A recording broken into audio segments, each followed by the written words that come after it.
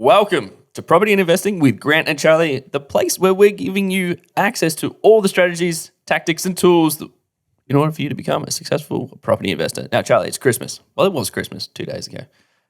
Did you get something in your Santa sack? I got screwed this year, Grant. I got nothing. No. Absolute donuts. And that's it. Episode done. A little bit of coal. I know what I wanted for Christmas, but I didn't get it. It was an Building interest rate materials. cut. Got it. I was one of the two. Well, funnily enough, I have actually hacked Secret Santa. I went to all my family, all my friends, and just subscribed to them to the Property and Investing newsletter. And then I just printed it off and then I just slipped it into an envelope and just said, Merry Christmas. And now if you would like to do the same thing too, because you didn't buy anybody anything, head over to propertyandinvesting.com/newsletter, download, screenshot, print, put into a Christmas card. It is better than a syndicate or a scratchy. It's better than, the gambling syndicates or the scratchies that everyone gets. It's a newsletter subscription. Now, let's cue your disclaimer, Charley. It's Charlie here from Property and Investing, and I need to let you know that Grant and I and the Property Investing team are in no way, shape or form qualified to give you financial advice. We strongly encourage you seek out and use professionals when comparing investment products or making investment decisions.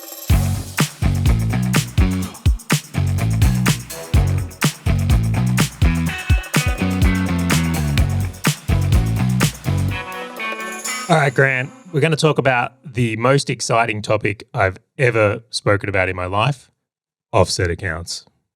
Who was that foghorn? Boring. I nearly went to sleep as I said it. Just the words are putting me to sleep. Great topic, Charlie. This is a good way to get more listeners. Awesome. Thank you. Well, I think as every investor, when you're starting out, right, this is not a topic that comes up or even something you're interested in, but it has the ability to significantly improve the results you get with property investing. And not only that, it's like one of those things is as you get into it, it's something that becomes more important to you. So the way I utilize my offset accounts today, having a bigger portfolio, is way more important to me than when I had one, for example. So this topic is something that every property investor needs to know about and understand, in my opinion. And then also that something that will become more important to them the deeper they go into the game. I agree. And by the way, everything that you were just saying then could totally be applied to golf. The older you get, the more important it becomes. The deeper you get, the better it becomes. But when you started, it was not good. You didn't care about it. It's like your dad kept talking about golf and you're just like, nah, whatever. But then as you got older, you're like, oh, maybe I will have a hit. Gateway. And then I was like, golf. Same with offset. Do you know the one that comes to mind for me is mobility and flexibility? Dude, I was thinking, when you're 20... I was thinking arm braces. I'm like, oh, they become so important when you get old. Yeah, but that's actually a really great analogy, right? So when we look at it, it's like when you're 20 years old, I used to go to the gym and just go in and train. You just go in there and you're like, sweet, let's just start deadlifting and squats. And you'd be seeing guys in there and it's like, they spend 20 minutes rolling, doing mobility work. And you're like, what's wrong with that dude? And then as you get older and they, they'll drop that comment make sure you look after your mobility. And you go, and then as you get older, you're like, he was right. It goes right. Fuck. And then you become that older guy, just foam rolling yourself for 45 minutes out of a 1 hour workout. But yes, that is exactly the same as offset accounts. Hugely, right? We've laid this one up. We've laid this one up in a big way.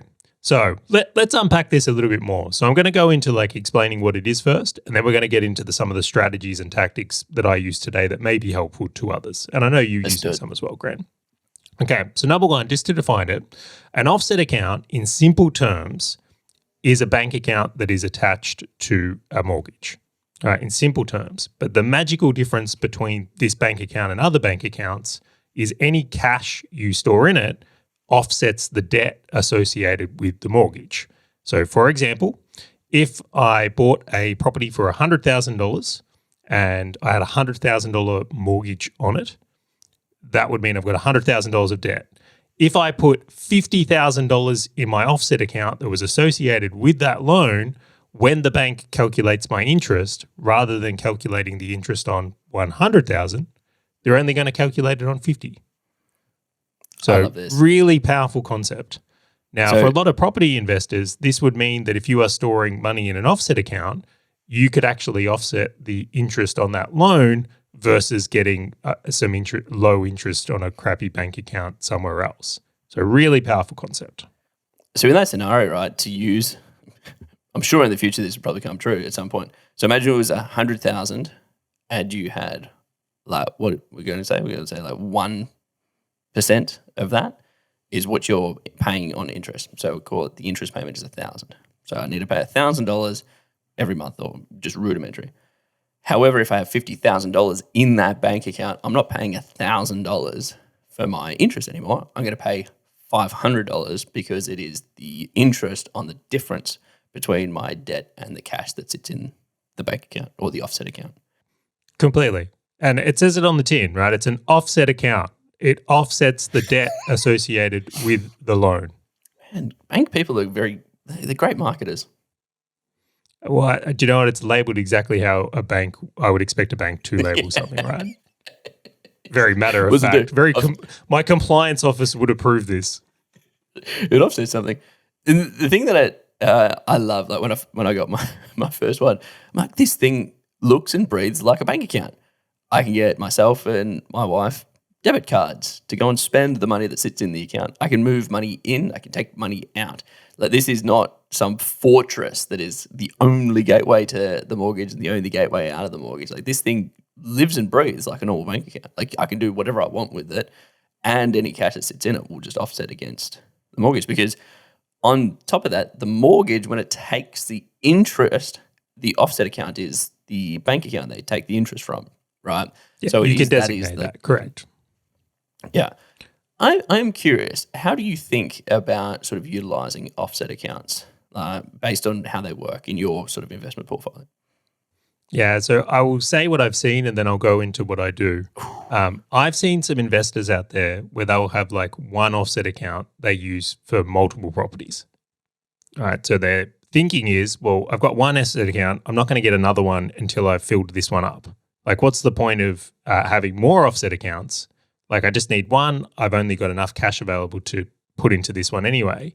And I think that's a really big mistake, because I think that as your portfolio grows and you go into multiple properties, that what you're going to end up doing is end up with this bank account where there's just so many transactions running through it, it becomes hard to distinguish, well, which transaction is for which property. And when it comes time to do your reporting, it's a much bigger job that needs to be. And for me, having really good reporting is so critical to being able to make decisions. Because if you're not quite sure which properties are profitable, which ones are costing you more money, like, it can really like cloud your judgment. And great example of this, Grant, is like, national property prices have fallen 11%. It's like, well, if you think, well, what about your individual properties though? So you got to go that one level deeper. You can't just take the national core logic number. It's like, your suburban street will have behaved differently than Australia overall.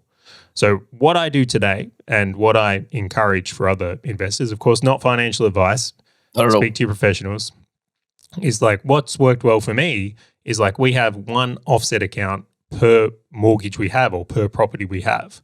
And then we also use that account to run the expenses through it. So if there's a door that needs to be replaced, you pay it out of that offset account, so you can track the transactions really importantly, but also track the income easily. So very critical. And this isn't necessarily like just about offset accounts. You could do this with a bank account as well if you weren't able to access an offset account.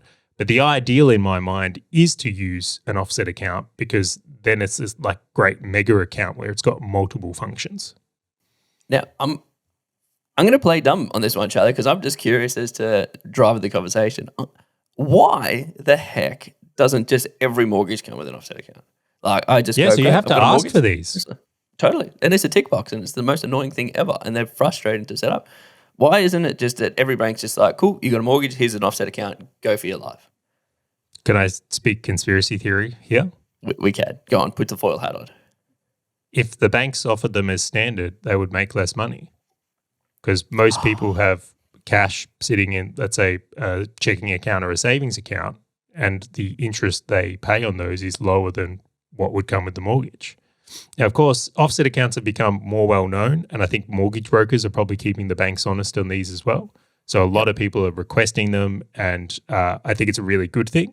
But I would argue that in a lot of cases, is it really in their best interest to give these out as standards? I could see reasons why not. The other side of it is like they can't force advice on you either, right? So for some people, maybe an offset account isn't the right thing, and they should just have a bank account. And this is why it's so critical to understand them, and why I want to do this topic, because for some people out there, maybe an offset account isn't right for you, but for many, it may be something that's missing that could actually potentially enhance your results and allow you to be a bit more strategic in how you use your cash or where you park reserves.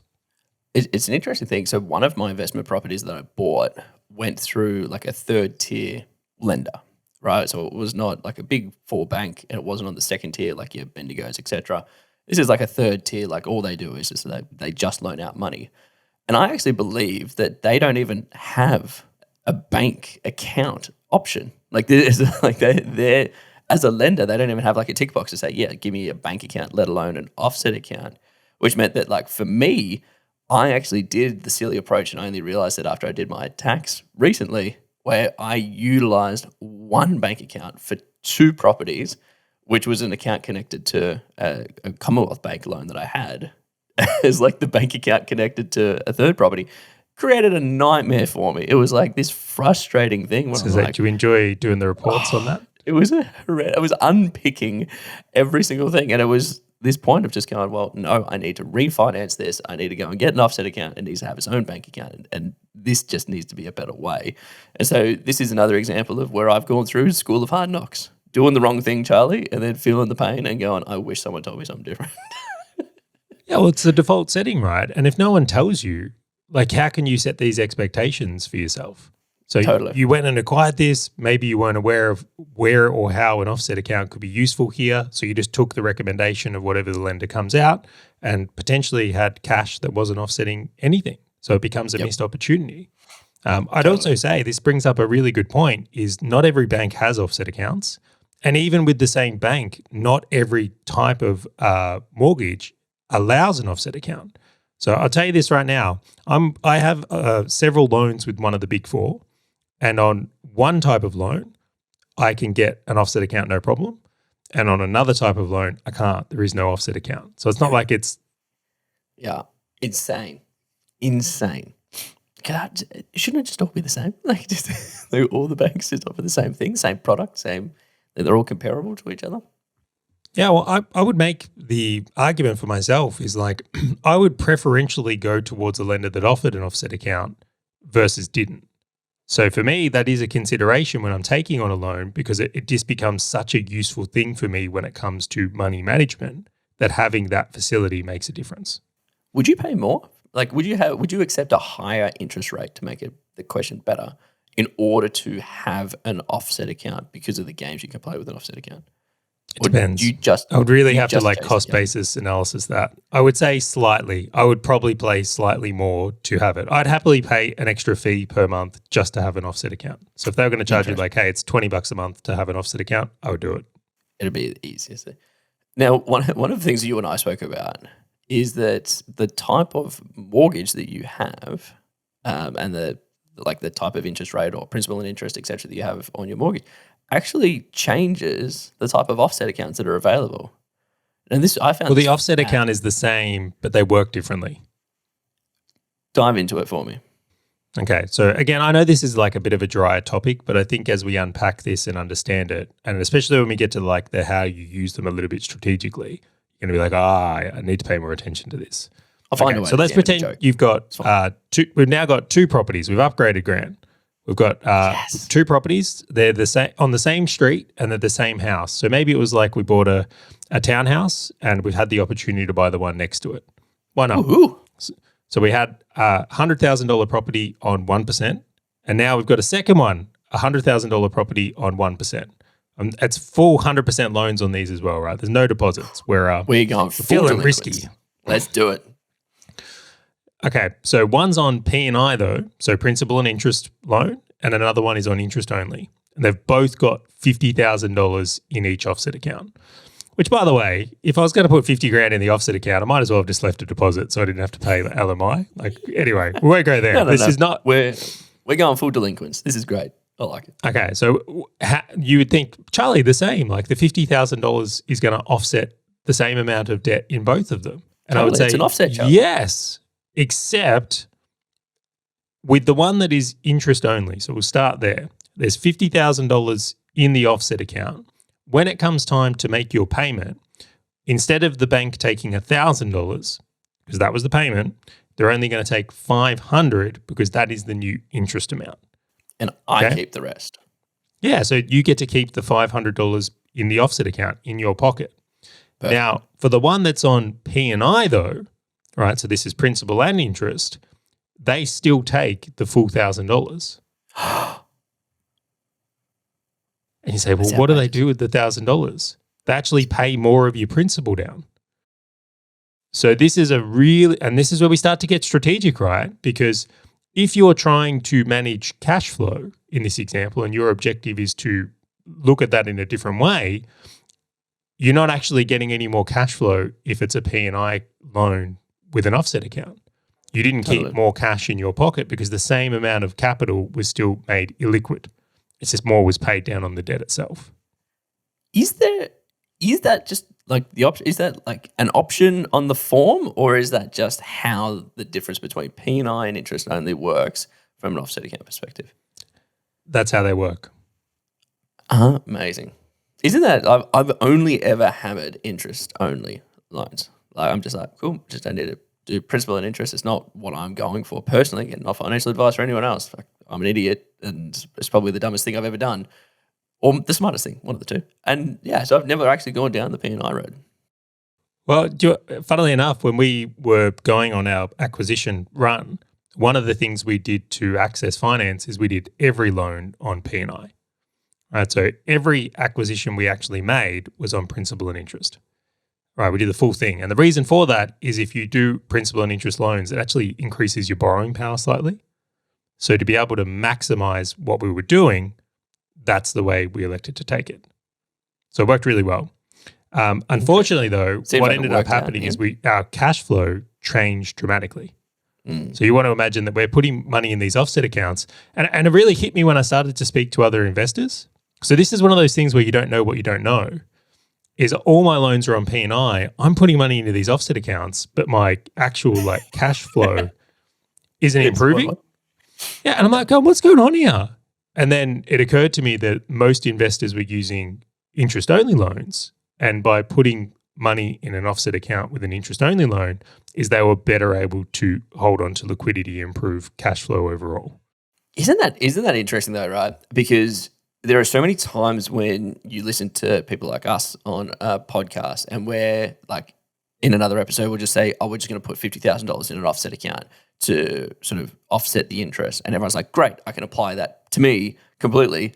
When it's like, well, is your mortgage principal and interest, or is it just interest only? Because it will factor differently. But a lot of people don't go below the surface. And I think this is where a lot of people get caught out, because it's like that second and third layer of information, which is like, oh, shit, I didn't realize they operate differently. Far out. Yeah, so at this point, I would hope for yourself, you start to go, well, hang on, that would mean that an offset account attached to an interest-only loan has a different value to how I utilize cash in my portfolio versus one that's on P&I. Completely.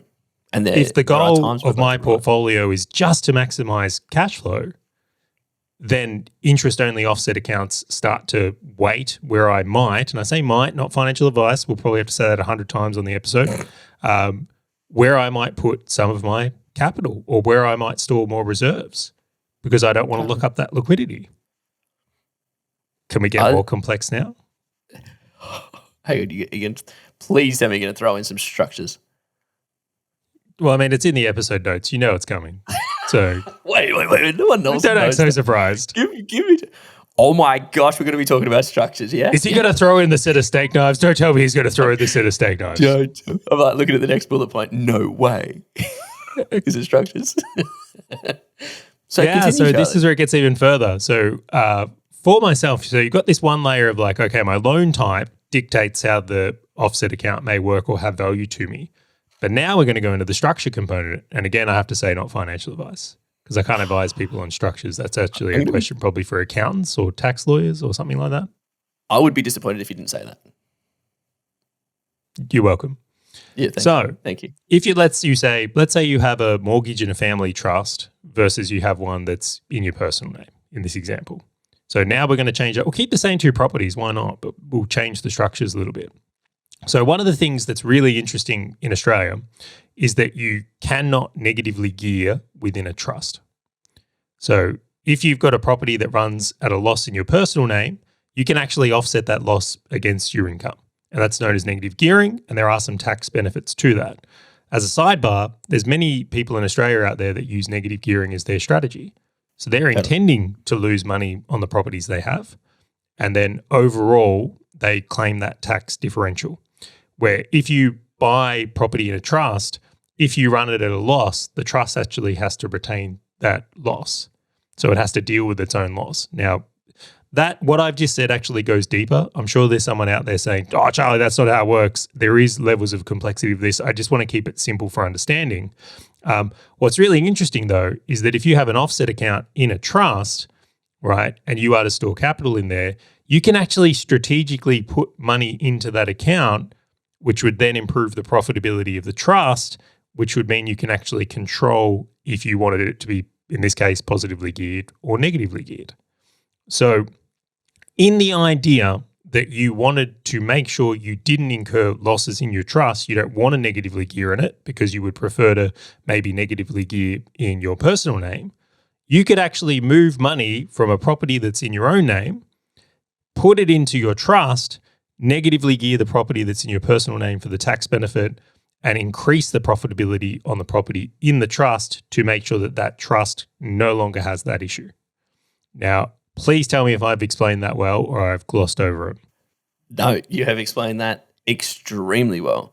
Great, because I practiced it like 4 times because I was like, this is where it gets confusing. This is like the 10th time we've tried to record it. It's like getting real complex.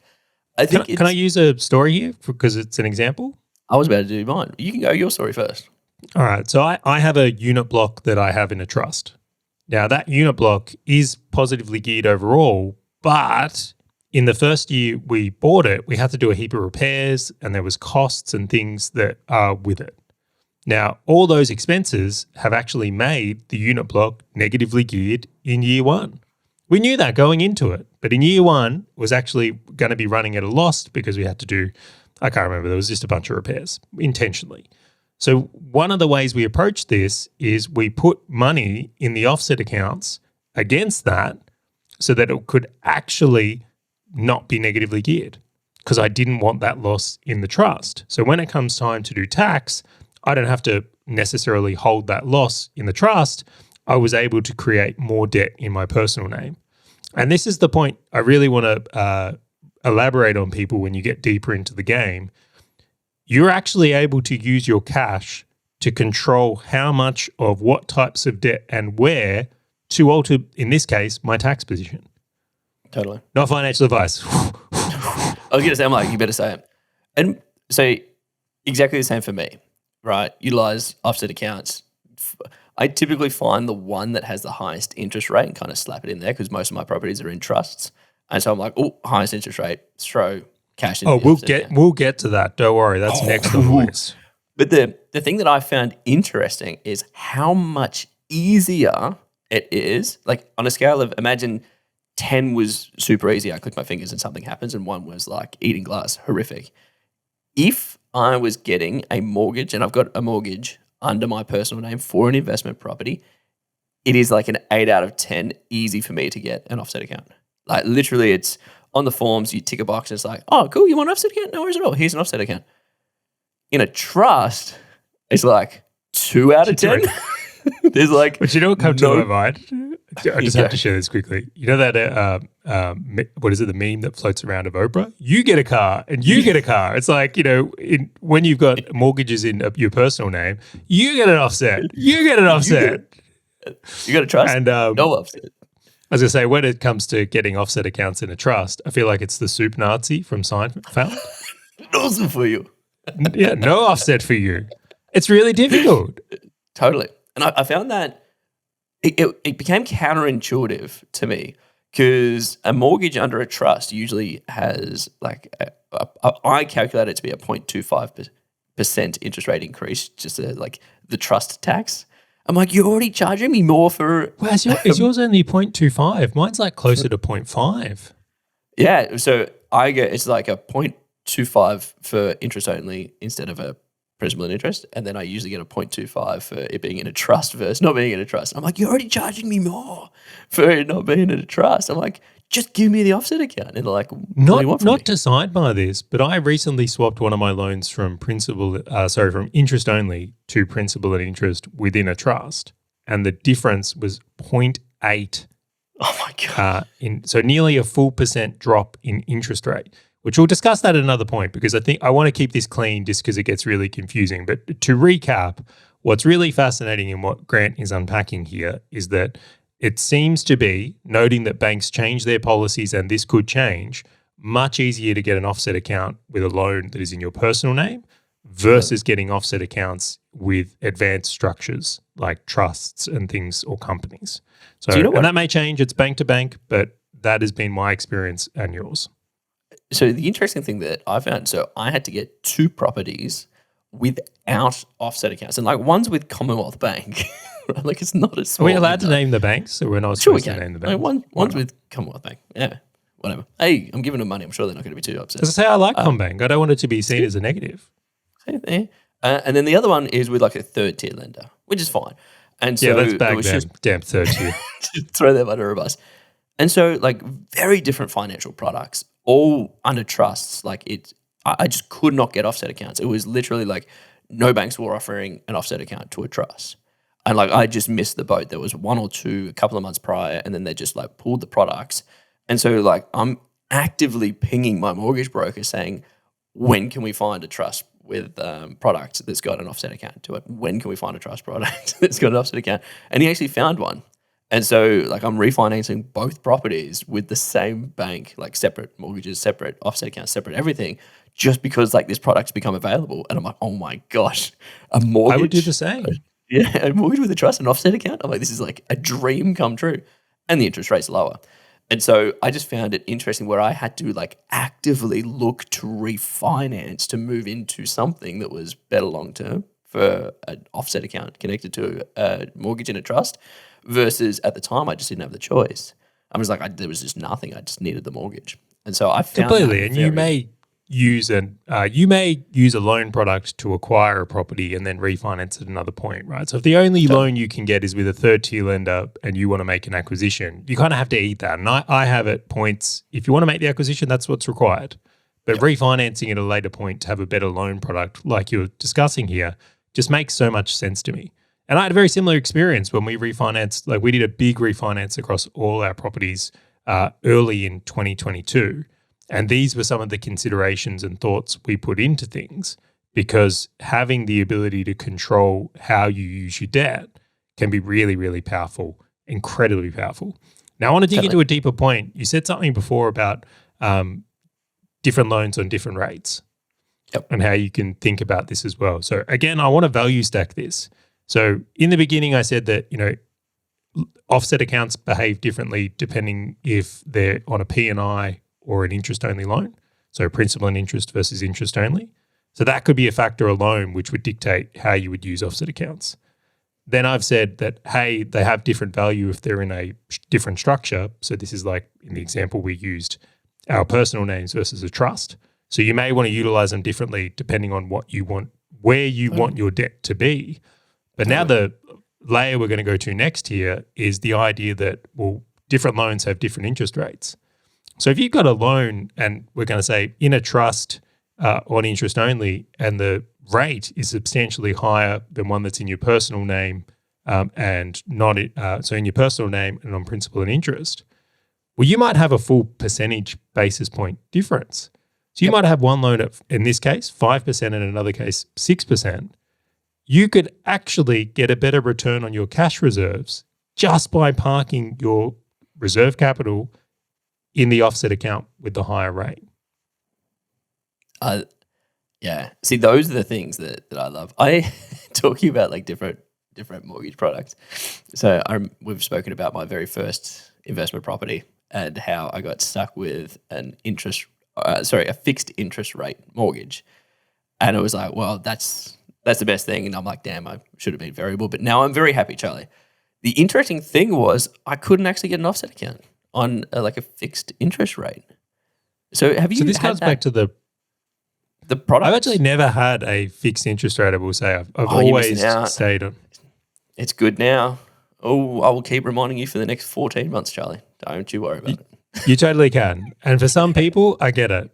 Maybe I'm just higher risk than most people. But I think there's two sides to this conversation. When people hear fixed rate mortgages, the thing they think about is they're like, sweet, I've locked in this interest rate.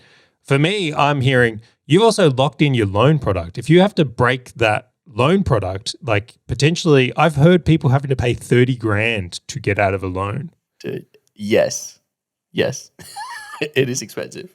Although, interestingly enough, I now have a break-free clause. Like my bank will freely allow me to get out of my fixed interest rate products.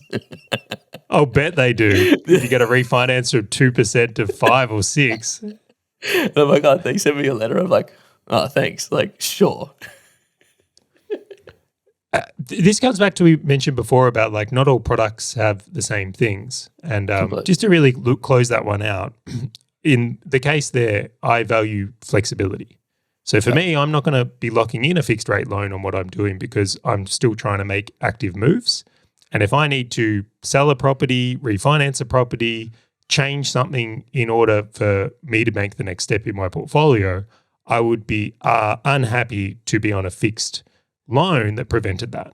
So I value the flexibility. Just like I'm also happy to pay a slightly higher interest rate on a product if it means that I can increase my borrowing power, because it would mean progression towards my goal over fixating on the cost of an individual loan.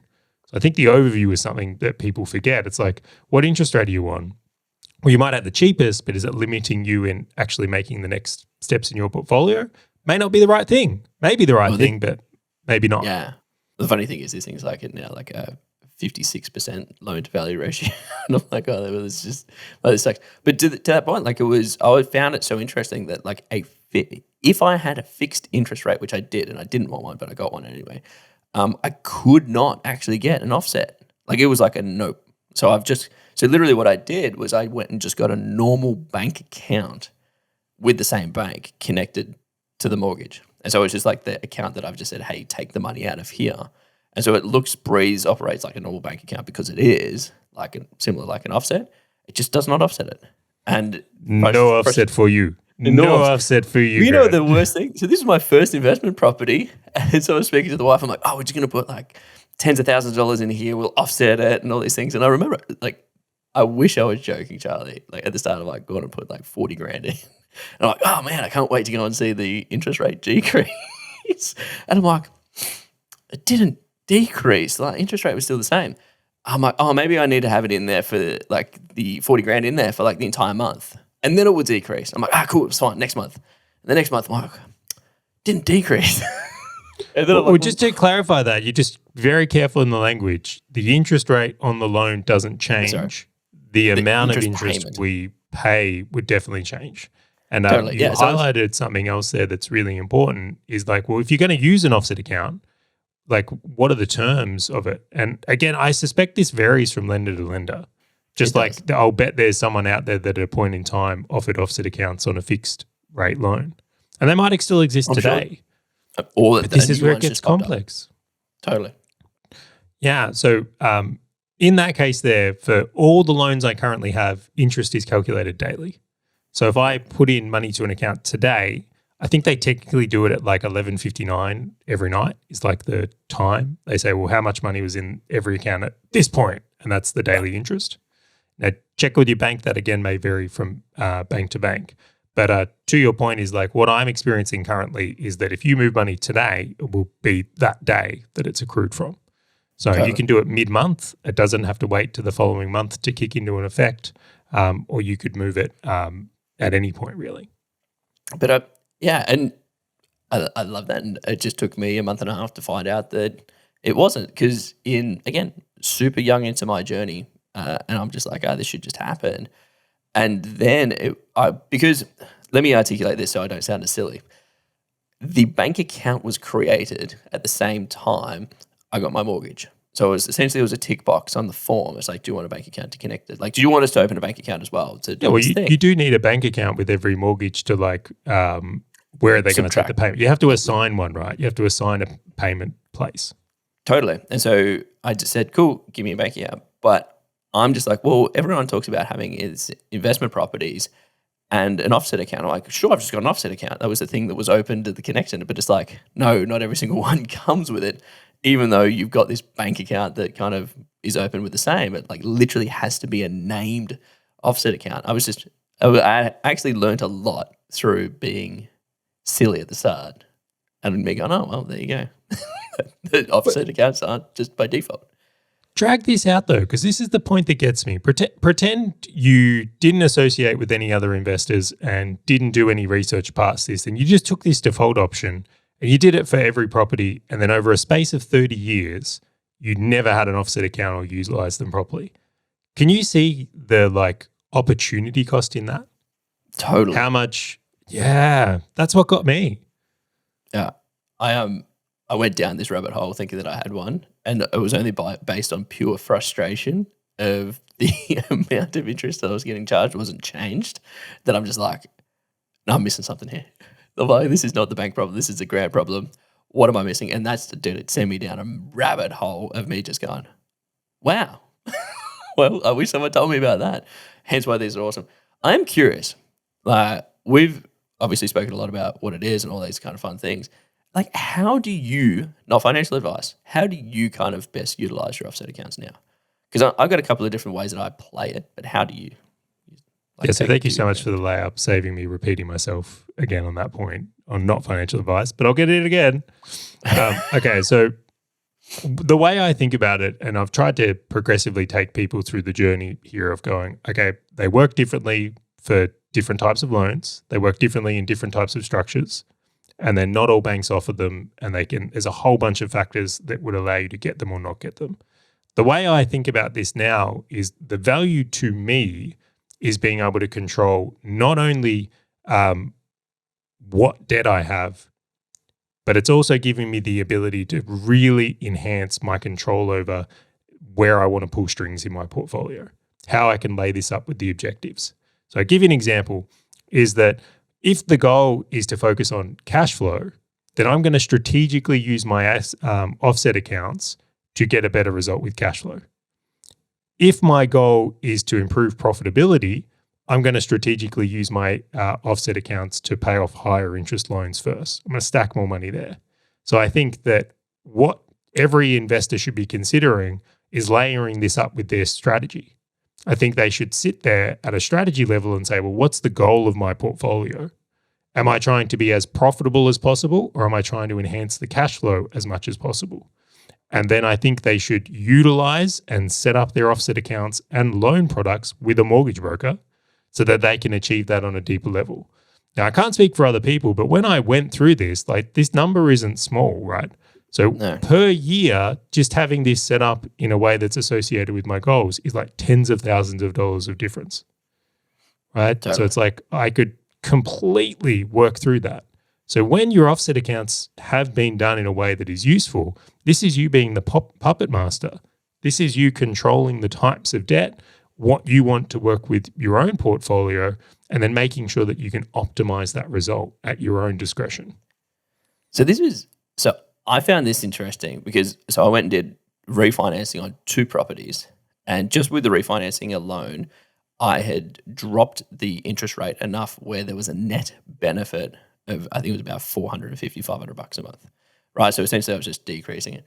However, now that those 2 properties that did not have offset accounts on them can now have offset accounts, there was one property that actually, with the interest rate increases, has kind of gone negative on me. Like my forecasts say that it will slightly be a bit negative, but the actuals are still positive. That now I can go and put a whole heap of money in the offset account to buffer that, to make sure that it doesn't go negative because it sits in a trust, right? And so now that I have the vehicle to actually utilize an offset account for a property or a mortgage that sits in a trust, I get to play that game. I get to play the game of not just, hey, how do I make sure I buy the right asset that doesn't get impacted by increases in interest rates. I can actually utilize the offset to play the game a bit better, in the sense of me going and putting the cash in the offset and go, that's fine, I can weather quite a lot more interest rate increases in that property now that sits in a trust because of the offset. There's one layer to that though, right? That means you have to be in a position to create new cash, right? So just keep in mind that you're in a business where you are making profit and you're injecting it into your portfolio to do that. And not everyone has that opportunity. So we have to be grateful that we run a very profitable business as well as run this podcast that enable us to make those moves. But that is still what you just said there is the exact type of strategies you get to utilize. So in your case, just to, I'm going to do like a recap overview here, go metaphorical on you. Grant's got a property that was potentially negatively geared and not set up in a way that was optimized for his goal. Through refinancing and utilizing an offset account, he's then being able to take some cash from other properties or other bank accounts or profits from business, and then redeploy that cash into this property in the offset account. So now he's got a positively geared property in that trust. He's been able to control how negative or positively geared it is purely by how much money he parks in that offset account. Now, can I take this a layer deeper? Please tell me you're going to talk about risk or something. Well, think about this to take it even further. So this was the surprising thing I kind of looked at is if you do a big refinance like I did earlier in the year, you might actually refinance money out of certain properties also. I did look at doing it and I did it. I decided not to. But yes, I love this. You totally could. So pretend your whole portfolio was at like 50% LVR. You could actually refinance the whole thing to 80% LVR and bring out more cash. Now, we're getting more advanced here, but do you know what? I want to share some of the advanced strategies. Totally. If you refinance your whole portfolio, that's not a taxable event because you didn't sell an asset. All you're actually doing is reliquifying the portfolio, right? You're just moving how much is in the actual property asset in the debt versus how much you put into free cash flow in this case here. Now, if you were to refi your whole portfolio like earlier I did in the year, you actually have the ability now through the use of offset accounts to reallocate debt as well. Yep. So what if you want to significantly change the amount of debt that's in one of your trusts? Or what if you want to start negative gearing in your personal name because there is a tax advantage to what you do in that way? And that's very individualized. Again, it's like you want to really work in with your team. But it occurred to me that there's a real big superpower of doing a refinance maybe every 5 years and then strategically making sure you place your debt in offset accounts that are appropriate with what you're trying to achieve also. So that's like a bigger idea as well. It's also a really interesting concept that if you're maybe low in liquidity, so maybe you've got a very low cash flow portfolio, but you've had a heap of growth, this is actually a way where you could refinance money out, park it in offset accounts, and you wouldn't have actually any change in like your LVR position, but your liquidity has gone up substantially here as well. Totally. So you've allowed yourself to be in a position where you've actually de-risked your portfolio without changing your income, for example, or selling a property. The interesting thing that I was looking at for potentially in the future, because I got investment property in my own name and then others in trusts, was actually the potential of refinancing, taking the money out and putting all that cash into my personal named property so it spits out more cash flow personally, because there are quite a few banks that don't actually look at what sits in the trust. So then I can actually use my offset of the investment property that's in my personal name to actually minimize or decrease the amount I'm paying for interest so that I look better from a borrowing perspective for a bank. So I got a huge amount of cash. So you just increased your borrowing power. Exactly, by utilizing the offset. But then once I get the borrowing, purchase the next property, I can take all that money and go and put it back in the original offset. It's like a couple of months, I'm like, I could totally move these things around. Just by having an offset account attached to every investment property, I just get to play this game of just like move the money. What is it? Like hide the cheese. Just like hide the cheese. Like where do I want the cheese to sit? Not financial Do you want- advice, just saying like there are Yeah, things definitely that not people financial look at. advice. And this is more of a refi strategy than an offset strategy, but I'll share it nonetheless. Do it. Well, many people that do a big refinance and like take all the money they can out will actually pay off their PPR because that's the only mortgage that doesn't have the tax benefits.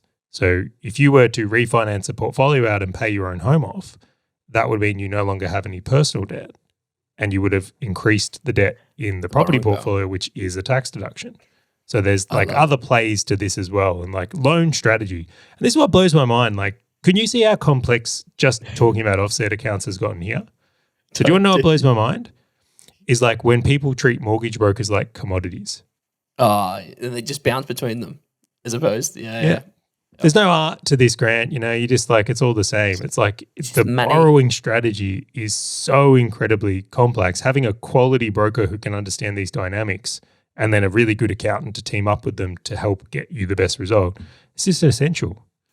I spoke to a guy, 3 investment properties in South Australia, and he's owned them for 30 years now, was celebrating that they were all paid off. And I'm like, how did you like utilize like offsets and debt and all these things? It's like, what do you mean? It's like, I was still on the same mortgage that I bought them on. I just paid the whole thing off. Well, I will 30 say years. congratulations. He's actually done better than most people, but It was awesome. I'm just like, I was talking to him about all these things. He's like, don't overcomplicate it, man. He's like, just buy the thing, get it property at principal and interest payments, pay the thing down. And I was talking about these things. He's like, it was just it was like a brick wall. It's like, I just don't want to know about it.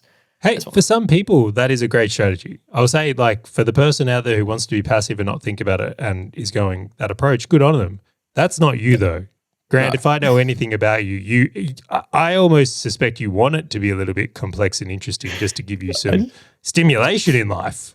You know how people just like chew on chewing gum? I like just feel like chewing on glass is just a little bit better. It's like, just give me Wrigley's glass. That sounds great. Do you know where I found my threshold, right? It's like I like it complex to a certain level, but then past that, I don't. And I found once people start trying to set up like Hong Kong companies or not pay tax in, I'm like, I'm out. This is just like the level of complexity here is just too much for me. It was crazy.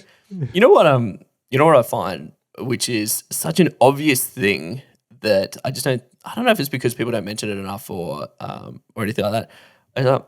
I have an emergency fund. Right, which is just an amount of money that if the business has a blip or if if myself, knock on wood, gets into an accident, there's money in an account that I can just go and say, hey, like, it doesn't actually impact us. Taking that money from just a personal bank account and just like putting it into like a property offset account, it means that this money that's there just for a rainy day, if something happens, the emergency fund is now actually doing something for me. And I'm like, it's so obvious. Why didn't someone just say, hey, Grant, is your emergency fund in your offset account? No. That's a great idea. That was one of the things that I did where I was able to utilize the emergency fund to actually offset some risk in the portfolio. And you're laughing, and it's probably so obvious, but I have to say it for the other. Do you know what I'm laughing at? I'm laughing at 2 things. One is like, well, we all know we don't know these things, right? I look at it and go, we don't know what we don't know. It's important to have these conversations, and why we do this podcast is to bring awareness to it. We can laugh at hindsight, but what I'm actually laughing at is I'm looking down at my podcast timer right now, and we found a way to talk about the dry and boring topic of offset accounts for like 45 minutes. And I've still got more questions, which I'm curious. You know what? This might be the final question. Did you know, Charley, that there is a pothole or 2 or 3 that exist with offset accounts? It's not just you have an offset account or you don't have an offset account. Did you know that there are some offset accounts that are 100% and 80%? Ooh, see, this is where loan product gets back into some complexity here. Just so to clarify that point, though, because I think it can be misleading. It's that the offset account would only work up to 80% of the loan. So if we go back to our example, if you had an 80% offset account on the $100,000 loan in the start, it would just mean your limit of offset is 80 grand. It's not that every dollar you put in is only calculated at worth 80 cents. That's So for example, if you were to have 100%, so you had a $100,000 mortgage and you put in $100,000 into the offset account, if it was 100% offset, you would pay 0 interest. You might pay like a mortgage management fee or something like that, but it's like 0%. But if you had an 80% offset account and you went and put $100,000 in, it would only actually offset $80,000. So you'd still pay the $200 in that example instead of nothing. I just found it quite an interesting point. I sat there and I was like, oh, didn't actually think of it like that. Yeah, well, luckily I appear to have had some technical issues and I'm back now. Hopefully you can hear me and hopefully you explained that point really well. But do it. I dare say you covered it. Did you cover it well? I did cover it quite well. And I actually think that's a perfect cue for us to wrap up this episode, Charley. I just want to say thank you for everyone who joined us. And don't forget, if you do want to get notified every single time we drop one of these episodes, head over to propertyandinvesting.com/newsletter, put in your details, and we'll let you know every single time we drop these episodes. Just want to say thank you again for joining us, and we look forward to catching you on the next episode of Property and Investing.